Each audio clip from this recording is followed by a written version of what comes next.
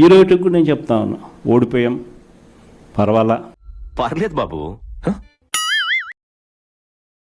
16 నెలలు నన్ను జైల్లో పెట్టినారు. అయ్యయ్యో సానుభూతి వద్దురా.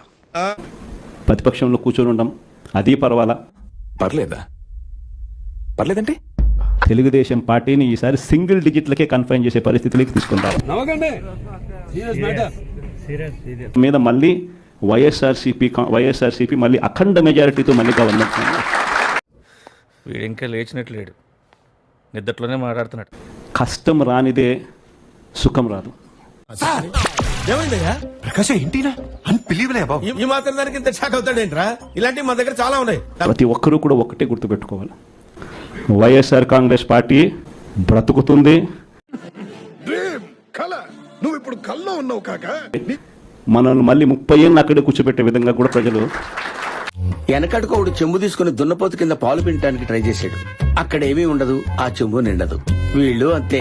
వైఎస్ఆర్ కాంగ్రెస్ పార్టీ ఈ రాష్ట్రాన్ని ఏలుతుంది అనుకునే సందర్భంగా చెప్తాను. ఈ మాట ఎక్కడైనా చెప్పుకో, అలాగే నమ్మితే కర్మ. వైఎస్ఆర్సీపీ ఎమ్మెల్యేలు కానీ ఈరోజు నిజంగా చాలా మంచోళ్ళ కింద కనిపిస్తూ ఉన్నారు. ఏమిటోనమ్మా, చిన్నప్పటి నుంచి మంచితనం అలా అలవాటైంది. కేవలం రాజకీయంగా ఎదుగుతున్నాను అని ఒకే ఒక కారణంతో దొంగ కేసులు బనాయించారు. పైగా ఇతను ఎంత నాయకుడు, నోట్లో వేలు పెట్టినా కొరకలేడు. ఏం చేయమంటారు సార్? చూడు, ఎవరెవరైతే మిమ్మల్ని జైల్లో పెట్టే కార్యక్రమం ఎవరెవరైతే చేస్తారో, నిజంగా భయం వేస్తుంది. వణుకు వచ్చేసింది నా కడుపులో నుంచా. మరో 30 సంవత్సరాలు ఏళ్తామని కూడా ఈ సందర్భంగా కూడా మరి గట్టిగా కూడా చెప్తాను. ఎందుకు అడుగు తింటానికా? ఊహిస్తేనే భయంకరంగా ఉంది. మంచి చేసిన వాళ్ళని గుర్తుపెట్టుకోండి, చెడు చేసిన వాడిని గుర్తుపెట్టుకోండి. అంటే మర్చిపోండి సార్. పాత పగలు ఎట్లా మర్చిపోమంటావురా? అంటే మర్చిపోవాలి సార్, మనం ఒకటే సార్. ఈసారి జగనన్న 2.0 కొంచెం వేరుగా కూడా ఉంటుంది. కాబట్టి ఎవరు కూడా వైఎస్ఆర్ కాంగ్రెస్ పార్టీకి సంబంధించిన ఏ కార్యకర్త వెంటికి కూడా పీకలేడు అని చెప్పి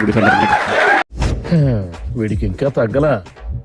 ఈసారి జగనన్న 2.0 కార్యకర్త కోసం ఎలా పనిచేస్తుందో కూడా చూపిస్తుంది. మా బావ నా గురించి ఎంత ఫీల్ అవుతున్నాడు? ఈ కళ నిజమైతే ఎంత బాగుండు.